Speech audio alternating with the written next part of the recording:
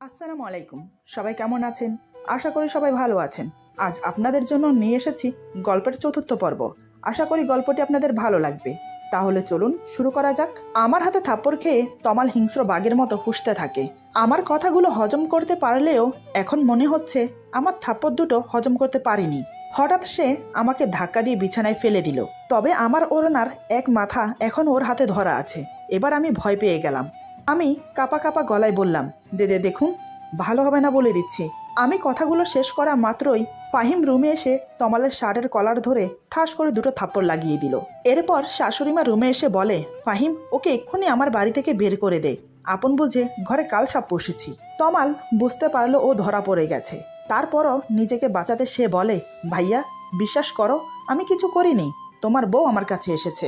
ফাহিম আরও একটা তমালকে কষিয়ে থাপ্পড় মেরে বলে, ইভাকে আমি কয়েকদিন ধরে চিনলেও ওকে আমি ভালো করে জানি ও কেমন মেয়ে। অন্যের উস্কানিমূলক কথা শুনে বউকে অবিশ্বাস করব, এত বড় বোকামি আমি করব না। ইভাকে তুই আমাদের বাড়িতে প্রথম দিন এসে থেকেই উত্ত্যক্ত করা শুরু করেছিস, সেটা আমি প্রথম দিন থেকেই বুঝেছি। তারপরও কিছু বলিনি, কারণ আমি চেয়েছিলাম ইভা নিজে থেকে আমাকে সবকিছু ভরসা করে বলুক, কিন্তু সে বলেনি। অবশেষে ও আমাকে আজকে অফিস থেকে আসার পর তোর ব্যাপারে বলে।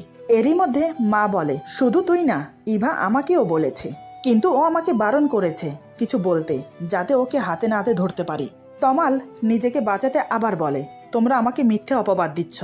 বিশ্বাস করো, আমি ভাবির সাথে তেমন কিছুই করিনি। ফাহিম বলে, করবি কি করে শুনি? তুই খারাপ কিছু করার আগেই তোর খারাপ উদ্দেশ্য ধরতে পেরেছি। সকালে ডাইনিং টেবিলে ওর পায়ের উপর তুই পা রেখেছিস বলেই ও তোকে লাথি মেরেছে। সেই রাগ পুষে রেখেছিস তুই। কখন ওকে একা পাবি সে অপেক্ষায় ছিলি। আর আজকে যখন ইভা আমাকে সব বলে দিয়েছে, তাই আমি বলেছি এক গ্লাস পানি নিয়ে তোর রুমে আসতে, কারণ এই সুযোগ তুই কখনোই হাতছাড়া করবি না। তাই হলো, তুই ইভাকে নিজের রুমে একা পেয়ে তোর রাগ মেটাতে চাইলি, এবং আমিও তোর আসল রূপ দেখার জন্য বাহিরে অপেক্ষা করেছিলাম। তমাল বলে, বাহ বাহ বাহ, আমার থেকে দেখি তুমি বেশি পাকা খেলোয়াড়। আমাকে যে এতক্ষণ এত জ্ঞান দিলে, তাহলে তুমি কেন প্রথম ভালোবাসা ভুলে এই মেয়েকে নিয়ে আছো? এত সহজে সব ভুলে, পুরনো ভালোবাসা ভুলে কয়েকদিনের চেনা এই মেয়েটা তোমার কাছে আপন হয়ে গেল? এতক্ষণ চুপ করে থাকলেও আমি এবার আর চুপ থাকতে পারলাম না। স্বামীর অপমান কোনো মেয়ে সহ করে না। তাই আমি বললাম, এই মানুষটা তার ভালোবাসার মানুষকে ঠকিয়ে আমাকে নিয়ে থাকছে না। এমনকি এক মুহূর্তের জন্য ঈশা আপুকে ভুলেনি। তার ভাগ্যে ভালোবাসার মানুষ বেশি দিন ছিল না। শুধুমাত্র তার বাচ্চাদের জন্য আমাকে বউ করে এই বাড়িতে এনেছে। তাই বলে আমার স্বামীকে যে কেউ এসে অপমান করবে, সেটা আমি সহ করব না। তবে একটা কথা মনে রেখো, আমার স্বামীর নামে আরেকটা খারাপ কথা বললে জিভ টেনে ছিঁড়ে ফেলবো। ততক্ষণে শাশুড়ি মা তমালের সব ব্যাগ গুছিয়ে এনে ওর গায়ে ছুঁড়ে মেরে বলে, আমার বাড়ি থেকে বের হ। তারপর ফাহিম দরজা খুলে ওকে ঘাড় ধাক্কা দিয়ে বের করে দিল। মা নিজের রুমে চলে গেল। রাতে কারো খাওয়া হলো না। ফাহিম রুমে এসে বারান্দায় গিয়ে সিগারেট টানতে শুরু করে। তমালের কথায় কষ্ট পেয়েছে সেটা খুব ভালোভাবে বুঝেছি। সিগারেটের গন্ধে বাচ্চাদের কষ্ট হবে, তাই ওদের মায়ের রুমে দিয়ে এসে ফাহিমকে বললাম, নিজেকে এত কষ্ট দিয়ে কি লাভ হয় বলুন তো? আপনার যে দুটি মেয়ে আছে সেটি ভুলে যান কেন? ওদের নিয়ে সময় কাটান, দেখবেন তাতে আপনার কষ্ট কমে যাবে। ফাহিম আমার কথার উত্তর না দিয়ে প্যাকেট থেকে আবার একটা সিগারেট বের করে জ্বালালো। আমি আবার বললাম, আমার কোনো ভুল হয়ে থাকলে আমাকে ক্ষমা করে দেন বা আমাকে শাস্তি দেন, তাতে আমার কোনো আপত্তি নেই। তবুও নিজের ক্ষতি করবেন না। আমি, মা, মাহিরা, মাইশা, সবার ভরসা আপনি। আপনাকে কষ্টে থাকতে দেখলে আমাদের কষ্ট হয়, সেটা কি বোঝেন? আমার কথা শুনে ফাহিম বলে, তুমি অনেক ভালো মেয়ে, কিন্তু তোমাকে আমার মনে হয়তো কখনো জায়গা দিতে পারবো না। একটা সময় তোমার মনে হবে তুমি আমাকে ছেড়ে চলে যাবে। তখন কি সত্যিই তুমি চলে যাবে? আমি বললাম, দুজন মানুষ এক ছাদের নিচে বসবাস করলে তাদের মধ্যে ভালোবাসা হবেই, তাই চলে যাওয়ার কোনো প্রশ্ন আসে না। ফাহিম বলে, আমার ভালোবাসার কথা বাদ দাও, মাহিরা, মাইশা কি তোমাকে মেনে নিতে পারবে? আমি বললাম, যদি কখনো আমার মেয়েরা আমাকে চলে যেতে বলে, নয়তোবা ওদের মায়ের অভাব পূরণ করতে না পারি, তাহলে সত্যি চলে যাব, কিন্তু আপনি চলে যেতে বললে যাব না। ফাহিম বলে, তোমার কথাটা আমি ঠিক বিশ্বাস করতে পারছি না, কারণ তুমি তোমার ভালোবাসার মানুষকে ছেড়ে দিয়েছ, তার প্রতি তোমার কোনো অধিকার খাটাতে পারোনি। আর সেই তুমি কি পারবে আমার দেওয়া কষ্ট সহ করে থাকতে? আমার বিশ্বাস হচ্ছে না। আমি একগাল হেসে বললাম, আপনার প্রতি অধিকার খাটাবো, দেবেন নাকি? ফাহিম বলে, না না, আমার প্রতি কেন অধিকার খাটাবে? আমি বললাম, বারে, আপনি তো আমার স্বামী, আপনার প্রতি তো আমার সবচেয়ে বেশি অধিকার। ফাহিম বলে, সে যাই হোক, এখন ঘুমোতে যাও। আমি বললাম, জানেন, আপন মানুষ কষ্ট দিয়ে কথা বললে তখন সেটা কলিজায় গিয়ে ব্যথা লাগে। এই বলে আমি মায়ের রুমে চলে গেলাম। আমাকে দেখে মা বলে, তুমি এসে ভালো করেছো, দেখো না ওরা আমার কাছে ঘুমোচ্ছে না। আমি বললাম, মা ওদের নিয়ে আমি আপনার সাথে ঘুমোবো। মা বলে, কেন মা, ফাহিমের সাথে কি তোমার রাগারাগি হয়েছে? আমি বললাম, না মা, উনি কিছু বলেনি, এমনি আপনার সাথে ঘুমোবো। মা বলে, তবুও তুমি তোমার রুমে গিয়ে ঘুমাও। আমি বললাম, আপনার মেয়ে যদি বায়না করতো আপনার সাথে ঘুমানোর জন্য, তাহলে কি ফিরিয়ে দিতেন? আসলে মাকে একটু ইমোশনাল ব্ল্যাকমেল করলাম, কারণ ফাহিমকে এখন থেকে আমি প্রতি পদে পদে বোঝাবো, জোর করে কখনো সবসময় অধিকার খাটানো যায় না। মা বলে, আচ্ছা তোমরা আমার সাথে ঘুমাও। আমিও আর কিছু না বলে বাচ্চাদের নিয়ে মায়ের পাশে শুয়ে পড়লাম। ওদিকে ফাহিম বারান্দা থেকে রুমে এসে অনেকক্ষণ ধরে অপেক্ষা করে আছে আমাদের জন্য। যখন দেখলো আমরা আসছি না, তখন সে ভাবনায় পড়ে গেল, কি ব্যাপার, ইভা বাচ্চাদের নিয়ে এখনো আসছে না কেন? কোনো উপায় না পেয়ে ফাহিম রুম থেকে বেরিয়ে বাসার অন্য রুমগুলো খুঁজে দেখে, সেখানে আমি আবার ঘুমাইনি তো। সব জায়গা চেক করে অবশেষে মায়ের রুমের কাছে আসে। এসে দেখে মায়ের রুমের দরজা একটু খুলে রাখা আছে, আর একটু একটু করে কথা শোনা যাচ্ছে। ফাহিম বলে, তাহলে কি ইভা মায়ের রুমে আছে? এই বলে ফাহিম দরজার কাছে এসে বলে, মা তুমি কি ঘুমিয়েছ? মা বলে, না, ভেতরে আয়। ফাহিম রুমের ভেতরে এসে বলে, ওরা কি তোমার কাছে ঘুমোবে? মা বলে, হ্যাঁ, অনেক রাত হয়েছে, তুইও রুমে গিয়ে ঘুমা। মায়ের কথা শুনে চোখ লাল লাল করে আমার দিকে তাকিয়ে বলে, এই বলে রুম থেকে বেরিয়ে হন হন করে উপরে চলে গেল। আমি বেশ বুঝতে পারলাম বেজায় রেগে আছে আমার উপর। থাকুক রেগে, তাতে আমার কি? আমি কিন্তু ঘুমাইনি, কেন জানি না ঘুম আসছে না। আজকে রাতে যে ফাহিমেরও ঠিকমতো ঘুম হবে না সেটা খুব ভালো করে জানি, তাও মায়ের রুমে ঘুমালাম। সকাল সকাল উঠে ব্যাগ গুছিয়েছি, বাচ্চাদের খাইয়ে দিয়ে রেডি করে মায়ের কাছে রেখে এসে নিজে রেডি হওয়ার জন্য রুমে গিয়ে দেখি ফাহিম রুমে নেই, হয়তো ওয়াশরুমে গিয়েছে। এদিকে ড্রেসিং টেবিলের উপর হেজাব বাঁধার পিন রেখেছিলাম, কিন্তু সেটা এখন খুঁজে পাচ্ছি না, জানি না কোথায় গেছে। তার জন্য হেজাব পরা হলো না, তাই ওড়না ভালো করে মাথায় পেঁচিয়ে নিয়েছি। ফাহিম ওয়াশরুম থেকে বেরিয়ে আমার দিকে তাকিয়ে বলে, এরকম ওড়না পেঁচিয়ে রেখেছো কেন? হেজাব পরো। আমি বললাম, পরবো না। ফাহিম বলে, কেন পরবে না? আমি বললাম, হেজাব বাঁধার জন্য যেসব পিন লাগে সেগুলো খুঁজে পাচ্ছি না। ফাহিম বলে, ওগুলো তো আমি ফেলে দিয়েছি, এমনভাবে আমার হাতে ঢুকে গিয়েছিল যে রক্ত বের হয়েছে। আমি বললাম, হবেই তো, পারেন তো শুধু সিংহর মতো গর্জন করতে, আর কিছু পারেন নাকি? ফাহিম রেগে গিয়ে বলে, কি, আমি সিংহ? তাহলে তোমাকে এক্ষুনি ছিঁড়ে খাবলে খাবো। আমি বললাম, আহা, রেগে যাচ্ছেন কেন? আমি কি সেটা বলেছি নাকি? ফাহিম বলে, তোমার উপর এমনিতেও মাথা গরম আছে, এখন নতুন করে মাথা গরম করো না। আমি বললাম, কেন, আমি কি করেছি? ফাহিম বলে, রাতে মায়ের রুমে ঘুমানোর কি দরকার ছিল? জানো না আমার মেয়েদের ছাড়া ঘুম হয় না? আমি বললাম, অধিকার খাটিয়ে মেয়ে বউকে নিয়ে আসতেন, তাহলেই তো হতো। এর কোনো উত্তর ফাহিমের কাছে নেই, তাই সে কথা ঘোরানোর জন্য বলে, আমাদের রওনা দিতে দেরি হয়ে যাচ্ছে কিন্তু। আমি বললাম, জানি তো, উচিত কথা বললে কথার উত্তর থাকে না। আমি আর কথা না বাড়িয়ে রুম থেকে বেরিয়ে গেলাম। তারপর মা আর মেয়েদের নিয়ে গাড়িতে বসলাম। ফাহিমের পাশের সিটে আমি বসেছি। শাশুড়ি মাকে বলেছিলাম সামনে বসার জন্য, কিন্তু তিনি এক কথায় না করে দিলেন। মা বলে, তুমি সামনে বসো, আমি বাচ্চাদের নিয়ে পেছনে বসছি। মায়ের কি উদ্দেশ্য আমি সেটা খুব ভালো করেই জানি। মা তো আর জানে না তার ছেলে খুবই একরোখা, মচকাবে কিন্তু ভাঙবে না। যাই হোক, আমরা বসার পর ফাহিম গাড়ি স্টার্ট করে দিল। প্রায় আধা ঘন্টা পর আমরা সবাই আমাদের বাড়িতে পৌঁছালাম। এতদিন পর নিজের চিরচেনা বাড়িতে এসে এত বেশি ভালো লাগছে যে যা বলে বোঝাতে পারবো না। কিন্তু ভয় ছিল ফাহিমকে নিয়ে, সে যদি নিজের বাড়ির মতো সেরকম আচরণ আমার সাথে এখানে করে তাহলে আমার মান সম্মান থাকবে না। ভেবেছিলাম আড়ালে নিয়ে গিয়ে বলবো, যাতে আমার মা বাবা বুঝতে না পারে তার সাথে আমার সম্পর্ক ভালো নেই, কিন্তু সেই সুযোগটা পেলামই না। তবে আমাকে অবাক করে দিয়ে ফাহিম সবার সাথে মানিয়ে নিয়েছে, কেউ বলতেই পারবে না তার সাথে আমার স্বামী স্ত্রীর সম্পর্ক নেই। মনে মনে খুব খুশি হলাম ওনার আচরণ দেখে, অন্তত আমার সম্মানটুকু রেখেছে। এদিকে আমি ব্যস্ত আমার বাচ্চাদের নিয়ে, তবে আমার মা বাবা আমাকে দেখে বেজায় অবাক। বিয়ের আগে আমি ছিলাম বাচ্চা, আমাকে সামালতে আমার মায়ের ঘাম ছুটে যেত। প্রতিদিন আমার বাবার কাছে গাদা গাদা নালিশ আমার নামে, তোমার মেয়ে এটা করেনি, তোমার মেয়ে ওইটা করেনি, তোমার মেয়ে এটা খাচ্ছে না, তোমার মেয়ে আমার কথা শুনছে না, আরো কত কি। আর এখন সেই বাচ্চা মেয়ে পুরো সংসারের সাথে দুটো মেয়েও সামালছে, তাও আবার নিজের মেয়ে না। আমি কিভাবে কি করছি বাচ্চাদের নিয়ে, তাই তারা দেখছে অবাক হয়ে। এই বিয়েতে প্রথমে মা বাবা আফসোস করলেও এখন তারা মনে মনে খুব খুশি। ফাহিমের মতো মেয়ের জামাই পেয়ে তারা যেন আকাশের চাঁদ হাতে পেয়েছে। বাড়িতে সারাক্ষণ গোমরা মুখে থাকলেও এখানে কিন্তু সেটা আর করছে না। সবার সাথে কিভাবে তালে তাল মিলিয়ে হাসি খুশিতে মেতে উঠেছে লোকটা। আমি তো চাই সবসময় উনি এভাবে হাসি খুশি থাকুক। যাই হোক, আমরা এসেছি শুনে ফুপি এসেছে, তাও খুব খুশির খবর নিয়ে। আমার ফুফাতো বোন তানিয়ার বিয়ে। ভালোই হলো, বাবার বাড়িতে ঘুরতে এসে ফুফাতো বোনের বিয়েটাও খাওয়া যাবে। এই বাড়িতে আসার পর থেকে সারাদিন সবার সাথে ছিলাম, তাই ফাহিমের সাথে আমার কোনো কথা হয়নি। সন্ধ্যার দিকে নিজের রুমে এসে দেখি ফাহিম শুয়ে শুয়ে ফোনে গেম খেলছে। আমাকে দেখা মাত্র বলে, তোমার ফুফাতো বোনের বিয়ে বলে কথা, তোমার শপিং করতে হবে না? আমি বললাম, হ্যাঁ শপিং তো করতেই হবে, কিন্তু আপনার টাকায় না। আমার কথাটা মনে হয় ওনার ইগোতে গিয়ে লাগলো। ফাহিম বলে, তোমার খুব বেশি জিদ, তাই না? কথাটা বলার সাথে সাথে হঠাৎ আমাকে টেনে ধাক্কা দিয়ে বিছানার উপর ফেলে দিল। সত্যি বলতে এমন কিছু করবে আমি ভাবতে পারিনি, কিন্তু উনি আমাকে ধাক্কা মেরে ফেলে দমে যাননি, এক পা দু পা করে আমার দিকে এগোতে থাকে। এবার আমি ঘাবড়ে যাই, আসলে ওনার উদ্দেশ্য কি? আমি পেছোতে পেছোতে বললাম, আমার কাছে এগোবেন না, ভালো হবে না বলে দিচ্ছি। আপনি আমার স্বামী হলেও আপনার কোনো অধিকার নেই আমার প্রতি জোর খাটানোর, কারণ আপনি নিজেই আমাকে স্ত্রীর অধিকার দেননি। কথাগুলো বলতে বলতে কিছুটা পিছিয়ে গিয়েছিলাম, কিন্তু কোনো লাভ হলো না। ফাহিম আমার পা ধরে হ্যাঁচকা টান দিয়ে ওর সামনে নিয়ে আসে। আমি কিছু বুঝে ওঠার আগেই হঠাৎ এক হাতে আমার কোমর শক্ত করে চেপে ধরে, অন্য হাতের আঙ্গুলগুলো আমার চুলের খোপার মাঝে গলিয়ে শক্ত করে চেপে ধরে।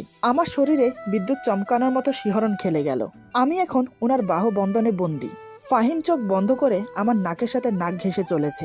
ধীরে ধীরে হাতের বাঁধন আর শক্ত হতে লাগলো। আমিও আস্তে আস্তে ওনার বুকের সাথে মিশে যাচ্ছি। সে এক অন্যরকম অনুভূতি। ওই অবস্থা থেকেই ফাহিম বলে, তোমাকে কি আমি বারণ করেছি যে আমার প্রতি অধিকার খাটাতে পারবে না? ওনার কথা শুনে এক ঝটকায় নিজেকে ছাড়িয়ে নিলাম। তারপর রুমের দরজা বন্ধ করে দিয়ে ফাহিমের শার্টের কলার ধরে দেয়ালের সাথে মিশিয়ে বললাম, বাসর রাতে আপনি যে কথাগুলো বলেছেন আমি সেগুলো ভুলে যাইনি, তবুও এখন যখন বলছেন অধিকার খাটাতে, তাহলে হয়ে যাক। হঠাৎ আমার এমন পরিবর্তন দেখে ফাহিম কিছুটা থতমত খেয়ে যায়। ফাহিম আমতা আমতা করে বলে, মামা মানে কি? আমাকে ছাড়ো তো। আমি বললাম, কেন ছাড়বো? আপনিই তো বলেছেন অধিকার খাটাতে, তাই তো আমার অধিকার আমি বুঝে নিচ্ছি। ফাহিম বলে, না না, আমি তো এমনি বলেছি, দেখতে চেয়েছি তোমার সাহস আছে কিনা। আমি বললাম, ও তাই বুঝি? ওকে কোনো কথা বলতে না দিয়ে আমার হাত দিয়ে ওর চোখ চেপে ধরে ওর পায়ের উপর আমার পা রেখে গালের সাথে গাল লাগিয়ে বললাম, স্বামী স্ত্রীর মধুর সম্পর্কে কোনো বাধাই আর থাকবে না। ফাহিম বলে, ইভা তুমি এসব কি করছো? মাথা ঠিক আছে? আমি বললাম, না গো, আপনার প্রেমে ডুবে আছি। ফাহিম চোখ বন্ধ করতেই মনে পড়ে গেল ঈশা আপুর কথা, তাই সে আমাকে এক ধাক্কা মেরে সরিয়ে দিল। আমি ছিটকে গিয়ে ড্রেসিং টেবিলের সামনে গিয়ে পড়ি। নিজেকে কোনোভাবে সামলে সোজা হয়ে দাঁড়াই। ফাহিম রাগে গজগজ করতে করতে বলে, বাপের বাড়িতে এসেছো বলে কি যা ইচ্ছে হয় তাই করবে নাকি? নিজেকে কি মনে করো? তুমি আমার উপর ঢলে পড়লে আমি নিজেকে কন্ট্রোল করতে পারবো না, আর সেই সুযোগটা কাজে লাগিয়ে তুমি আমার প্রতি স্বামীর অধিকার খাটাবে কি, তাই তো? ওনার কথা শুনে এবার আমার রাগটা মাথায় চড়ে বসলো। ওনাকে আর কথা বলতে না দিয়ে আমি বললাম, ব্যাস থামুন। আপনি কি মনে করেছেন আপনার প্রেমে হাবুডুবো খাচ্ছি আমি? আপনাকে ভালোবাসা আমার পক্ষেও কখনো সম্ভব না। শুধুমাত্র আপনি বললেন যে অধিকার খাটাতে, তাই এসব করেছি। কিন্তু দেখলেন তো, যে অধিকার দেয় না তার প্রতি অধিকার খাটাতে গেলে উল্টো আঘাত পেতে হয়। তাই আপনাকে আমিও বলে রাখি, আমার প্রতি কোনো অধিকার খাটাবেন না। আমার কথাগুলো শুনে ফাহিম প্রচুর রেগে যায়। এখন যদি ওদের বাড়িতে এমনটা হতো, হয়তো এতক্ষণে কানের নিচে একটা লাগিয়ে দিত। আমার বাবার বাড়ি বলে বেঁচে গিয়েছে। ফাহিম আর দাঁড়ালো না, দরজায় একটা লাথি মেরে বাহিরে চলে গেল। আমিও নিজেকে স্বাভাবিক করে সবার সাথে গল্প করতে লাগলাম, যদিও তখন ফাহিম বাসায় ছিল না। এদিকে শাশুড়ি মা সারাদিন মাহির আর মাইশাকে তার কাছে রেখেছে, কিন্তু রাতে ওদের ছাড়া আমার ঘুম আসবে না। তাই আমি মায়ের রুমে গিয়ে দেখি ওরা দুজন কান্না করছে। আমি সাথে সাথে ওদের কোলে নিয়ে দেখি গা হালকা গরম, মনে হয় জ্বর আসছে। আমি চিন্তিত মুখ নিয়ে মায়ের দিকে তাকিয়ে বললাম, মা ওদের গা তো গরম, মনে হয় জ্বর আসছে। মা বলে, হ্যাঁ তাই তো দেখলাম, তোমাকে বলবো বলে ভেবেছিলাম, কিন্তু তুমি সবার সাথে ছিলে তাই আর বলা হয়নি। আমি বললাম, মা আপনি এটা একদম ঠিক করেননি, আমার মেয়েরা আমার কাছে সবার আগে। আমার কথা শুনে মা বলে, তোমার যে পরিস্থিতিতে বিয়ে হয়েছে সেখানে তুমি বাচ্চাদের নিয়ে এত ভাবো? আমি বললাম, আমি ওদের মা, এটাই বড় সত্যি, আর কিছু না। মা বলে, আমার ভুল হয়ে গেছে, তুমি ওদের নিয়ে বসো, আমি গিয়ে ফাহিমকে বলি ওষুধ নিয়ে আসতে। মা গিয়ে ফাহিমকে বলল ওষুধ নিয়ে আসতে, কিন্তু এত রাতে ফার্মেসি বন্ধ, তাই ওষুধ আনতে পারিনি। এদিকে বাচ্চাদের বিছানায় শুয়ে দিলেই কান্না করে, তাই আমি মাহিরাকে কোলে রেখেছি আর মা মাইশাকে কোলে রেখেছে। মা সারাদিন অনেক কষ্ট করেছে দেখে ফাহিম মাইশাকে কোলে নিয়ে মাকে ঘুমোতে পাঠালো। মা চলে যাওয়ার পর দুজনে চুপ করে বসে আছি। অনেকক্ষণ পরে নীরবতা ভেঙে ফাহিম বলে, এই একটা কথা বলবো? আমি বললাম, বলুন। ফাহিম বলে, আসলে সন্ধ্যার সময়ের ঘটনাটা। আমি ওনাকে থামিয়ে দিয়ে বললাম, ওসব নিয়ে কিছু শুনতে চাই না। ফাহিম বলে, রাগ করেছো তাই না? আমি বললাম, রাগ করব কেন? আপনার সাথে কি আমার রাগ অভিমানের সম্পর্ক নাকি? ফাহিম বলে, সরি। আমি বললাম, সরি বলার দরকার নেই। ফাহিম বলে, তুমি তো জানো প্রথম ভালোবাসা ভুলে যাওয়া সম্ভব না, আবার যদি সে অকালে চলে যায় তাহলে বোঝো কতটা কষ্ট পেতে হয়। আমি বললাম, বুঝেছি। তানিয়ার বিয়েতে আমাদের যাওয়ার দরকার নেই, এখানে 2 দিন থেকে বাসায় চলে যাব। ফাহিম বলে, কেন যাবে না? তুমি না গেলে তানিয়ার খারাপ লাগবে তো। আমি বললাম, আমার মেয়েদের থেকে কারোর বিয়েতে যাওয়া বেশি গুরুত্বপূর্ণ না। ফাহিম বলে, আমার উপর রাগ করে এরকম সিদ্ধান্ত নিয়েছ? আমি বললাম, মোটেও না। আমার মেয়েদের ভালোর জন্য আমি সবকিছু করতে পারি, কেউ পাশে থাক বা না থাক আমার মেয়েরা আমার পাশে সব সময় থাকবে, এটা আমার বিশ্বাস। ফাহিম বলে, আচ্ছা ঠিক আছে, তুমি যা বলবে তাই হবে। ফাহিম আমার সাথে আর কোনো কথা বাড়ালো না, আমিও কোনো কথা বললাম না। মেয়ে দুটো অসুস্থ হওয়ার কারণে সারা রাত ঘুমোতে পারিনি। সকালে ওষুধ খাওয়ানোর পরে বাচ্চাদের জ্বর কমে যায়। 2 দিন আমাদের বাড়িতে থেকে শ্বশুর বাড়িতে চলে এলাম। এই 2 দিন ফাহিমের সাথে প্রয়োজন ছাড়া তেমন কোনো কথা বলিনি। আসলে ওনার থেকে দূরত্ব বজায় রাখার চেষ্টা করছি, তাই কম কথা বলে এড়িয়ে যাওয়াই ভালো। এভাবে প্রায় বেশ কয়েকদিন কেটে গেল। একদিন মায়ের কাছে শুনলাম ফাহিমের ভাই রিফাত পড়াশোনা শেষ করে আজকে নাকি দেশে ফিরছে, সেজন্য অনেক রান্নাবান্না করতে হয়েছে। রিফাত পড়াশোনার সূত্রে লন্ডনে থাকতো। দুপুরে রান্না শেষ করে ওর জন্য আমরা ওয়েট করছি। দুপুর ঠিক 1:30টার সময় কলিং বেলের শব্দ শুনে মা গিয়ে দরজা খুলে দেখে রিফাত এসেছে, সাথে করে একটা মেয়েকেও নিয়ে এসেছে। রিফাত মায়ের পায়ে সালাম করে বলে, সরি মা, তোমাদের না জানিয়ে বিয়ে করেছি, আমাদেরকে ক্ষমা করে মেনে নাও। রিফাতের মুখে এই কথা শুনে মা খুব কষ্ট পায়। মা বলে, তোর কি একটাবার আমাদের জানানোর দরকার ছিল না বল? রিফাত কিছু বলতে যাবে তার আগেই মেয়েটি পাশ থেকে বলে, রিফাত আমাকে বলে দাও আমরা কোন রুমে থাকবো, আমার অনেক মাথা ব্যথা করছে, কাউকে বলো আমার জন্য চা বানিয়ে রুমে নিয়ে আসতে। তখন কিন্তু ফাহিম ছিল না, সে রুমে আছে বাচ্চাদের কাছে। আমি শাশুড়ি মায়ের পাশে দাঁড়িয়ে আছি। মেয়েটির কথা শুনে আমিও বেশ অবাক হলাম, তবে কিছু না বলে চুপচাপ দাঁড়িয়ে আছি। কিন্তু মা মেয়েটির কথা শুনে রেগে মেগে আগুন হয়ে গেল। মা রিফাতকে উদ্দেশ্য করে বলে, তোর বউয়ের সাহস তো কম না, আমার বাড়িতে আসতে না আসতেই চা বানাতে হুকুম করে। মায়ের কথার উত্তরে মেয়েটি বলে, আপনি বোধহয় আমার শাশুড়ি মা তাই না? তাহলে উনি তো আমার জন্য চা বানাতে পারে। মেয়েটি আমাকে উদ্দেশ্য করে বলে। ওর কথা শুনে আমি আরো বেশি অবাক হলাম। দেবরের বউ প্রথম দিন শ্বশুর বাড়িতে এসে আমাকে হুকুম করলো তার জন্য চা বানিয়ে তার রুমে দিয়ে আসতে। তবে আমি কিছু বলতে পারিনি, কারণ আমার স্বামীর প্রতি আমার কোনো অধিকার নেই। সেখানে তাদের বাড়ির কারোর সাথে জোর গলায় কথা বলা আমার জন্য মানায় না। এদিকে শাশুড়ি মা রেগে আছে, কারণ রিফাত কাউকে কিছু না জানিয়ে বিয়ে করেছে। ফাহিমও ভেবেছিল ছোট ভাইয়ের বিয়ে ধুমধাম করে দেবে, সেটা হয়নি বলে মায়ের মন খারাপ লাগছে। এদিকে আবার রিফাতের বউয়ের প্রথম দিনের আচার আচরণ শুনে রেগে আছে, কিন্তু আমার নেই কোনো রাগ, নেই কোনো অধিকার। তাই চা বানিয়ে নিয়ে রিফাতের রুমের দরজায় নক করতেই ওর বউ দরজা খুলে চায়ের কাপ হাতে নিয়ে দরজা লাগিয়ে দিল আমার মুখের উপর। মনে মনে খুব কষ্ট পেলাম, কিন্তু কিছু বললাম না। বাচ্চাদের জন্য দুধ গরম করে রুমে নিয়ে গেলাম। ফাহিম ঘুমোচ্ছে, সাথে বাচ্চারাও ঘুমোচ্ছে। দুপুরে এখনো পর্যন্ত কারো খাওয়া হয়নি, তাই আমি ফাহিমকে ডাক দিলাম, এই যে শুনছেন, উঠে পড়ুন, দুপুর হয়ে গেছে, খাবেন না? ফাহিম বলে, আমি ঘুমোচ্ছি না, সব শুনছি। আমি বললাম, তাহলে উঠে পড়ুন। ফাহিম বলে, মা কি খেয়েছে? আমি বললাম, না, রুমের দরজা বন্ধ করে রেখেছে। ফাহিম বলে, রিফাত হঠাৎ করে বিয়ে করেছে, এটা মা মেনে নিতে পারেনি। আমি বললাম, কিন্তু এখন তো বিয়ে হয়ে গেছে, তাহলে মেনে না নেওয়ার কোনো কারণ নেই, ওরা সুখে থাকলে আর কি চাই। ফাহিম বলে, হ্যাঁ তুমি ঠিকই বলেছ, মাকে একটু বোঝাতে হবে। আমি বললাম, আপনি গিয়ে মায়ের সাথে কথা বলুন। ফাহিম বলে, হ্যাঁ যাচ্ছি, তুমি বরং টেবিলে খাবার দাও। এই বলে ফাহিম মায়ের সাথে কথা বলতে গেল। আমিও আমার মেয়েদের খাইয়ে দিচ্ছি। আমার মেয়েরা এত লক্ষ্মী যে খাওয়ার সময় আমাকে জ্বালায় না, ঘুমন্ত অবস্থায়ও খেয়ে নেয়। ফাহিম মাকে বুঝিয়ে শুনিয়ে খেতে নিয়ে এসেছে। রিফাত প্লেটে খাবার বেড়ে রুমে নিয়ে যাচ্ছে দেখে মা বলে, এ কি, তুই রুমে খাবার নিয়ে যাচ্ছিস কেন? আমাদের সাথে বসে খা, আর তোর বউকে ডেকে নিয়ে আয়। রিফাত বলে, মা ও সবার সামনে বসে খেতে কমফোর্টেবল ফিল করবে না, তাই রুমে খাবার নিয়ে যাচ্ছি। মা বলে, তোর বউকে খাবার খেতে হলে আমাদের সাথে বসে খেতে হবে, কথাটা তাকে বুঝিয়ে দিস। রিফাত আর কোনো কথা না বলে চলে গেল। ফাহিম মাকে বলে, মা তুমি ওদের বিয়েটা মেনে নাও, এখন আর রাগ করে থেকো না, মা বলে, আমার রাগ হচ্ছে ওর বউয়ের চালচলন আর কথাবার্তা দেখে। আজকে এসেই ইভাকে চা বানানোর জন্য বলে। তাহলে ভাবতে পারিস মেয়েটা কেমন? ফাহিম বলে, থাক না মা, সবাই এক হয় না। মা বলে, আমি ভালোর সঙ্গে ভালো, খারাপের সঙ্গে খারাপ। তাতে যদি এই বাড়ি ছেড়ে চলে যায় তাহলে চলে যাক। আমাদের কথার মাঝেই রিফাতের বউ একটা টি শার্ট আর প্যান্ট পরে এসেছে। মা চেয়ারে বসা থেকে উঠে দাঁড়িয়ে বলে, এই মেয়ে, তুমি এসব কি পরেছ? শাশুড়ি ভাসুরের সামনে এসব পরে কেউ আসে? মেয়েটি বলে, এক্সকিউজ, আমার নাম রিনি। এই মেয়ে, এটা আবার কোন ধরনের কথা? আর শুনুন, আমি বিদেশে থেকেছি, তাদের কালচারের সাথে আমি অভ্যস্ত। মা বলে, আমার বাড়িতে কিন্তু এসব চলবে না, ভদ্রভাবে থাকতে হবে। এই যে আমার বড় বউকে দেখছো, তার মতো করে। মা আমাকে দেখিয়ে কথাটা বলে। রিনি বলে, আমি কেন ওনার মতো হব? উনি একজন বিবাহিত পুরুষকে বিয়ে করেছে, আমি তো তা করিনি। কারো সঙ্গে আমার তুলনা করবেন না। আর হ্যাঁ রিফাত, তোমাকে না বলেছি আমার খাবার আমার রুমে দিয়ে এসো? এই বলে রিনি রুমে চলে গেল। ওর পেছন পেছন রিফাতও চলে গেল। মা খাওয়া ছেড়ে উঠে নিজের রুমে গেল। আজকে কারো খাওয়া হবে না, বুঝে গেছি। ফাহিমও আদা খাওয়াতে হাত ধুয়ে উঠে গেল। তাই আমিও সবকিছু গুছিয়ে পরিষ্কার করে এক কাপ চা বানিয়ে নিয়ে বারান্দায় গিয়ে বসি। যখন আমার মন মেজাজ খারাপ হয় তখন একটু চা খেলে শান্তি লাগে। এদিকে আমি চায়ের কাপে চুমুক দিতেই ফাহিম এসে বলে, ভর দুপুরে চা না খেয়ে ভাত খেলে তো পারো। আমি বললাম, না, খিদে নেই। হঠাৎ ফাহিম আমাকে বলে, তুমি এত সাদাসিধে কি শুধু বিবাহিত পুরুষকে বিয়ে করেছো বলে তাই, নাকি আগে থেকে এমন ছিলে?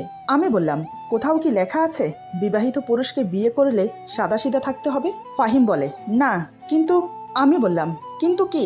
আপনি তো মহাঝামেলার মানুষ। আমি কি আপনাকে বলেছি আমি সাদাসিধে থাকতে পছন্দ করি?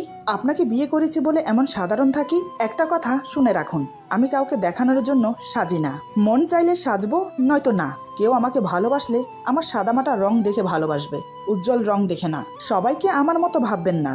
আমি এমন কেউ না যে আমার সঙ্গে কাউকে তুলনা করে ভাই ভাইয়ের সম্পর্ক নষ্ট করবে বা মা ছেলের সম্পর্ক নষ্ট হবে। আমাকে নিয়ে যে যাই বলুক, আমি কিছু মনে করি না। আমাকে এমন রেগে যেতে দেখে ফাহিম বলে, তুমি এত রেগে যাচ্ছ কেন? তোমাকে খারাপ কিছু বলিনি তো। আমি বললাম, কেন? আমার রাগ করার কি কোনো কারণ থাকতে পারে না? বলুন। ফাহিম বলে, শান্ত হয়ে বলো কি হয়েছে। আমি বললাম, কিছু হয়নি, আমাকে একটু একা থাকতে দিন। ফাহিম বলে, তুমি না বললেও আমি একটু হলেও বুঝেছি তুমি কেন রেগে আছো। রিনির কথায় খারাপ লেগেছে কি, তাই না? আমি বললাম, না। ফাহিম বলে, তাহলে কি আমি প্রতিবাদ করিনি বলে তাই রেগে আছো? আমি বললাম, না। ফাহিম বলে, একদম মিথ্যে বলবে না, আমি জানি এর জন্যই তোমার খারাপ লেগেছে। আমি বললাম, কি আজব তো, আমার ভালো লাগুক বা খারাপ লাগুক তাতে আপনার কি? আমি কি আপনার আপনজন নাকি? আমার এমন কথা শুনে ফাহিম আমার দিকে কিছুক্ষণ তাকিয়ে রইল। আমার অসহায় মুখটা দেখে ওর খুব মায়া হচ্ছে। ফাহিম আমাকে কিছু না বলে আমার হাত ধরে রুমে নিয়ে গিয়ে মেয়েদের সামনে দাঁড় করায়। তারপর আমার দু হাত শক্ত করে ধরে বলে, আমার দিকে তাকাও। জানি না আমার কি হয়ে গেল। ওনার কথা মতো ওনার চোখে চোখ রাখলাম। আমার চোখের দিকে তাকিয়ে ফাহিম বলে, আমার দুই মেয়ের মা তুমি। তোমাকে নিয়ে কিন্তু আমার সামনের দিনগুলো চলতে হবে। আমার সব বিপদে তুমি পাশে থাকবে। তুমি কিন্তু আমার অর্ধাঙ্গিনী, এটা ভুলে যেও না। ফাহিমের কথাগুলো শুনে নিজের অজান্তেই ওনাকে জড়িয়ে ধরি। ফাহিম মুচকি হেসে মেয়েদেরকে উদ্দেশ্য করে বলে, মাহিরা, মাইশা, দেখেছ তোমাদের মা কতটা হিংসুটে? তোমাদেরকে বুকে আগলে ধরি বলে তোমাদের মাও ভাগ বসিয়েছে। ফাহিমের কথা শুনে খুব লজ্জা পেলাম। এটা আমি কি করছি? সম্বিত ফিরে পেতেই তাকে ছেড়ে দিয়ে রুম থেকে বেরিয়ে গেলাম। সন্ধ্যায় রান্নাঘরে নুডলস রান্না করছিলাম। তখন রিনি এসে বলে, আমার জন্য ব্ল্যাক কফি বানিয়ে দাও। আমি বললাম, নুডলস রান্না করা শেষ হলে তোমার জন্য ব্ল্যাক কফি বানিয়ে দেব। আমার মুখে এই কথা শুনে হঠাৎ রিনি যা বলল তা শুনে আমার পায়ের নিচের মাটি সরে গেল। এমন কিছুও যে শুনতে হবে ভাবতে পারিনি। আমি থ হয়ে দাঁড়িয়ে রইলাম। এরপর যা হলো। আজকের গল্প এখানে সমাপ্ত। গল্পের বাকি অংশ পেয়ে যাবেন আগামী পর্বে। সবাই ভালো থাকবেন, সুস্থ থাকবেন। আল্লাহ হাফিজ।